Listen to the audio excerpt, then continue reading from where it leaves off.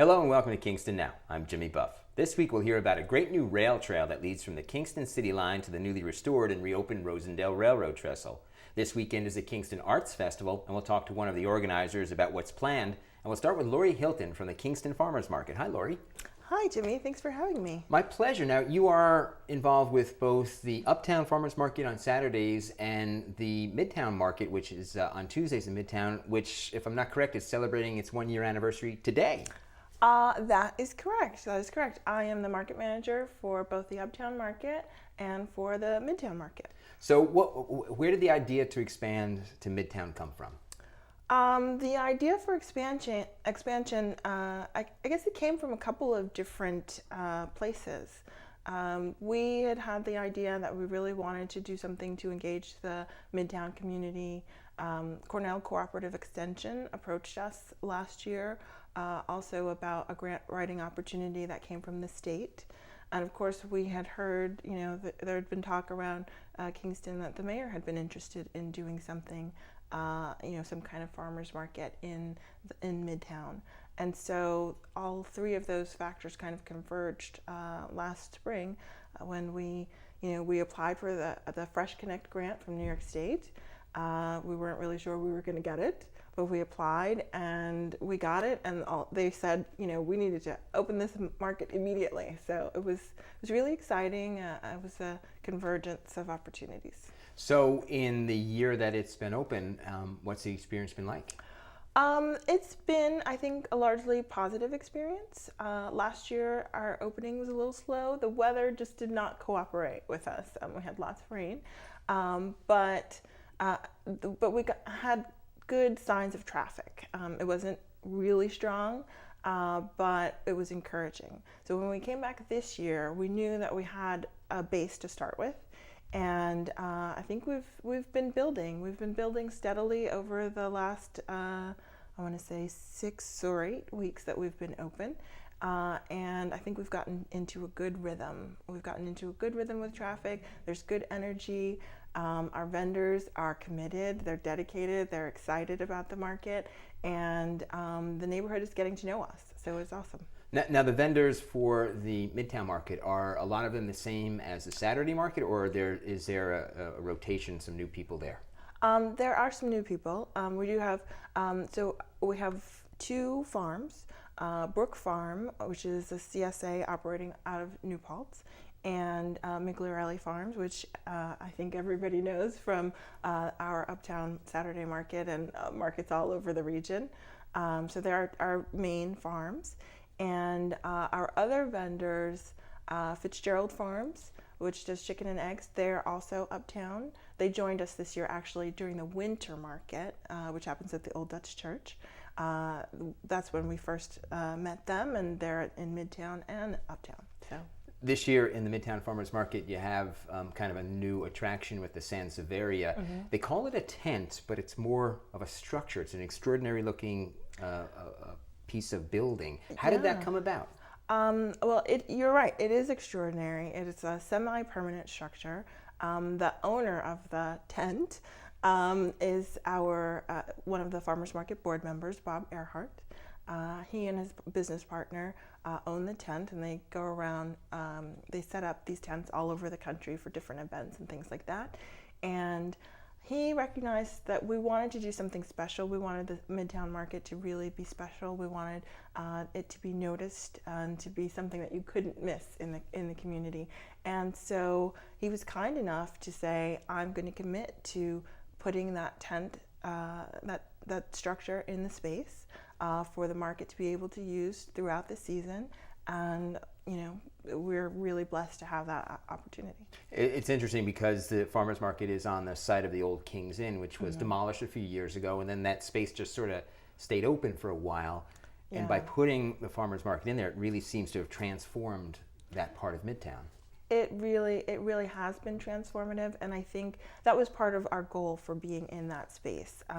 Because this is also, it's not just a market, but a market, any farmers market in particular, is a community market. It's a placemaking endeavor, And so working with Cornell and with the city of Kingston, we've had the opportunity to really change people's impressions of Midtown. A lot of people think, oh, Midtown, is it safe? Can we really go there in the evening? Oh my God. But it's awesome. The community has been very welcoming. There are a number of people who they walk by and they ask us questions, and they really want to engage with us, and they help us clean up the space, and it's awesome to be there. So it's Tuesdays from 4:30 to 8. 4:30 to 8. 4:30 to 8, and we're going to be running through the end of September. And right about now, there's so much, like everything is so lush, and in the Uptown Market, which you're part of too. Yeah. There's just so much good stuff there. Oh, absolutely. I mean, you can't walk without tripping over delicious things to eat. I mean, from the fruit, peaches, nectarines, plums, blueberries. Oh my God, the blueberries are delicious. And then, all kinds of baked goods and, fish.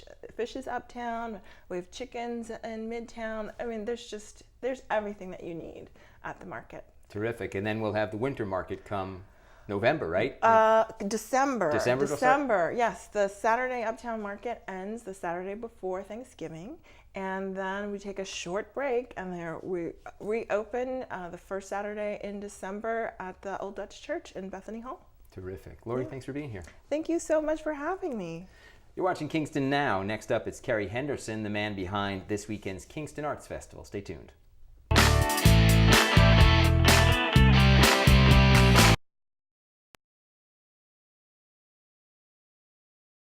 Welcome back to Kingston Now. We met Kerry Henderson a few months back when the planning for the Kingston Arts Festival had just begun. Let's find out what's in store for us as we welcome Kerry back. Kerry, the festival is this Saturday. You've been busy for the past few months. I have indeed, Jimmy. I've been more than busy, but it's going really, really well, and I'm really, really excited about this coming weekend. The Kingston Festival has multiple events happening right across this beautiful city, from downtown, midtown, uptown, midtown, downtown, and back and forth. In fact, the city's going to be running the shuttle bus back and forth all this time, so people can come to Kingston, park downtown, down by the Rondout, or uptown, and get on the bus and enjoy a whole day and night of amazing events. So what are some of those events? Oh, well, there are lots and there are lots and lots of them in many venues. I'll just touch on some of the highlights. We have an opera about Julia Child. It's called Bon Appetit. Now, is this an original opera? Has this been done before? Yes, it has been done before. And it's performed now and then around the place. It's by the American composer Lee Hoiby, and it's actually based upon a PBS episode where Julia Child, the French chef, bakes a chocolate cake, gâteau au chocolat l'Eminence Brune. And I don't know whether I pronounced that absolutely correctly. I studied French at school, but when I went to Paris, no one could understand me. So I did my best. But yes, it's a direct transcript of that cooking show. Because she had that series for a long time on PBS, right? Her cooking show. Exactly, yeah. for years and years, and a direct transcript. The words set to music by Lee Hoiby. I have a fabulous soprano, Lisa Jablow, who'll be joining us at Sansevieria at 1 p.m. and 4 p.m. We're doing 2 performances. It's short, it's about half an hour long. And Julia will sing the baking of the chocolate cake. Now the question is, does she actually bake a chocolate cake during the performance? Now that's a well-kept secret. I don't even know. In some versions she actually does, and she'll have all the gear up there. She'll have the flour and the eggs and at the end of the second performance there will be a chocolate cake judging. We've put out a call for chocolate cakes from restaurants and bakeries across the city. Everyone's very excited to submit their chocolate cake for judging. Julia here herself will be here, portrayed by be at the judging, portrayed by Lisa Jablow, and she will be joined by Mayor Shane Gallo on the judging panel, an expert in things culinary and with a particular penchant for chocolate cake. And so that's going to be that's going to be a wonderful event.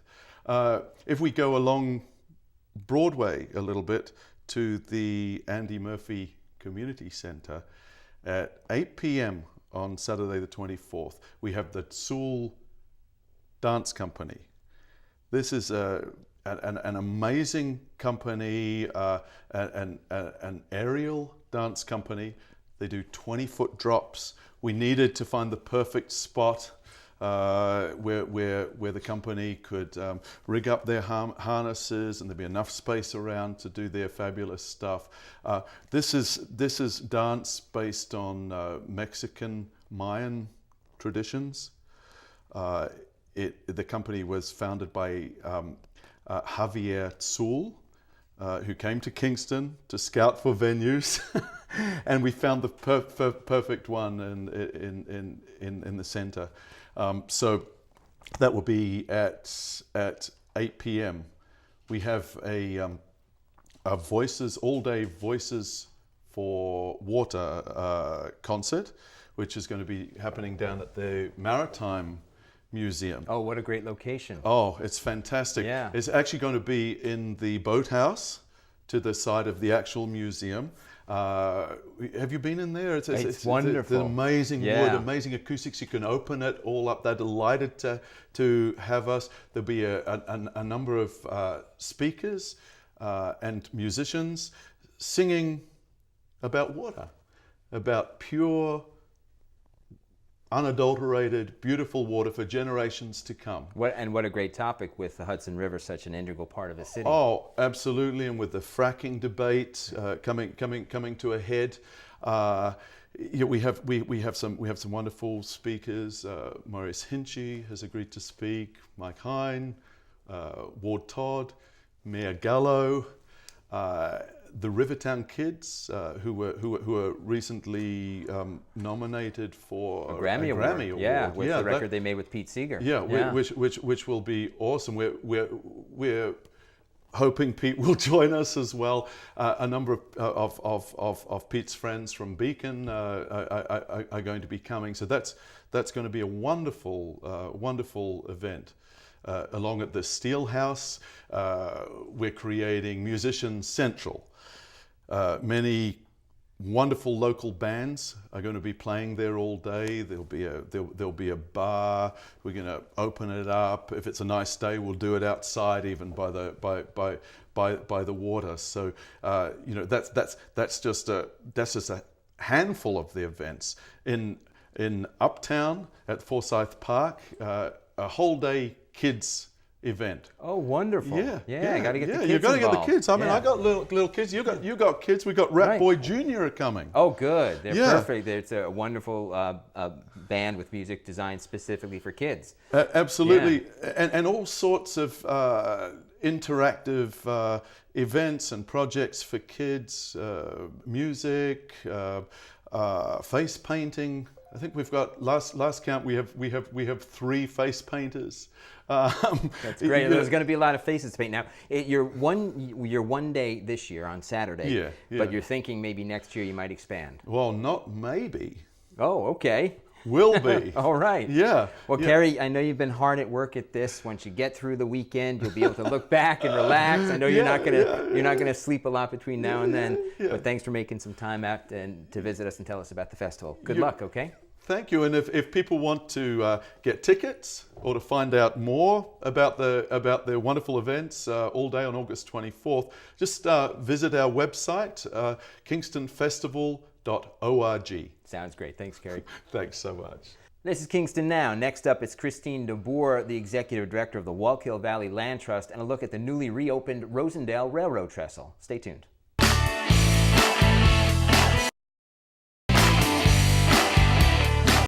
You're watching Kingston Now. The Rosendale Railroad Trestle was built over 100 years ago. Carrying trains until 1977, the trestle had fallen on hard times since, until the Wallkill Valley Land Trust came up with a grand idea. Here to tell us more is Christine DeBoer, Executive Director of the Land Trust. Hi, Christine. Hi, how are you doing? So this grand idea that I referred to, you decided to take the trestle and... Yes. And fix it up and open up to pedestrian use, make it part of the Wallkill Valley Rail Trail. So it's kind of like, for people who are familiar with the walkway over the Hudson, it's sort of a smaller version. Yep. Right? They've referred it to Walkway Junior, Walkway over the Roundout, but it certainly has its own feel. It's very original. So how did the Land Trust acquire the trestle? Because I know that it just sort of was abandoned for a long, long time. I think in the early 90s there was some bungee jumping companies that looked at it, right? Yes, and it was owned by a private owner, and then it came up for tax sale, and the county contacted the Wallkill Valley Land Trust and Open Space Institute, and we acquired it in August of 2009, and we worked on opening it up for public use and making it part of the Wallkill Valley Rail Trail, and that's been our sole goal for the past almost 4 years. So how long is a trestle and how high is it? It is 940 feet long, and it's 150 feet above the Roundout Creek and Route 213. Did you have to, I'm assuming of course that you did, structurally check out the underpinnings and all that? Before we even accepted it, we had a general engineering analysis. Then once we acquired it, we had a full engineering analysis, and we had a lot of phone calls when we had the engineers crawl over, and they looked at every inch and fully examined it, and the trestle's in amazing engineering shape. There's a few structural repairs that we had to do, and those have been taken care of. But the biggest thing was getting the trestle base able to have pedestrian use. So taking the ties, flipping them, and getting the decking and railings ready so that we could have pedestrians go across it all the way for the first time ever. The grand opening was at the end of June? June 29th, 2013. I think I crossed it myself the first time a few days afterwards. And the moment you step on it, much like the walkway over the Hudson, you think, oh, this was a great idea. It was really exciting. I still joke the day of the grand opening, people just kept coming for the ribbon cutting ceremony. We estimate at least 200 people, maybe 300 people were there. And my board member turned to me and I said, there's so many people. He said, we have no idea what we've done. I mean, it was really incredible. I stayed for the whole day and hundreds of people came, and every time I go out there, people just keep coming. I'm not even sure if they know how they got there, but it's really incredible to be there and to have not only a view of Rosendale, but a view of you get to see the Catskills, you get to see the Binneywater Ridge, you get to see the Shawangunk Mountains coming toward you. It's really beautiful. Now the trestle connects the southern part of the Wallkill Valley Rail Trail, which runs about a dozen miles or so down past New Paltz to Gardner? Yes, so the existing Wallkill Valley Rail Trail is 12.2 miles in Gardner and New Paltz, and that's been heavily used, and the Wallkill Valley Land Trust holds the conservation easements on that. So that's protected forever with easements that we maintain annually every year. And from the New Paltz-Rosendale line all the way to City and Kingston, we've doubled the Wallkill Valley Rail Trail with another 11.5 miles of rail bed, including the trestle. So once this is all complete, you'll have 24 miles of continuous rail trail from Gardner, including the town and village of New Paltz, Rosendale, Ulster, all the way to the City of Kingston line. Pretty amazing project. It's remarkable because you can go north now over the trestle and you pick up the rail trail there. At this point, I know that you've worked with the people from Williams Lake so that the rail trail will pass through that property, yes, which is undergoing some private development, and then on up to the border of the City of Kingston. And I spoke to the City of Kingston people who are working on the rail trails here, and they're working on getting it from the end now near Route 32, just south of Kingston, into South Wall Street, which will then connect up to the series of rail trails they're building, which will then connect to the other rail trails. You'll just be able to go forever in any direction. It's really exciting too if you look at what's been happening with the Walkway over the Hudson and the Hudson Valley Rail Trail and bringing that connection over to the Wallkill Valley Rail Trail. Eventually someone from the city can throw their mountain bike on the train, come up here and mountain bike all the way up into the Catskills and be able to visit our local restaurants, stay at bed and breakfast, and really enjoy it. Walkers can do it too. It's just going to take a little bit longer, so I always reference the mountain bikes when I tell that story. But really amazing what be able to be connected with all these rail trails. It's a hit.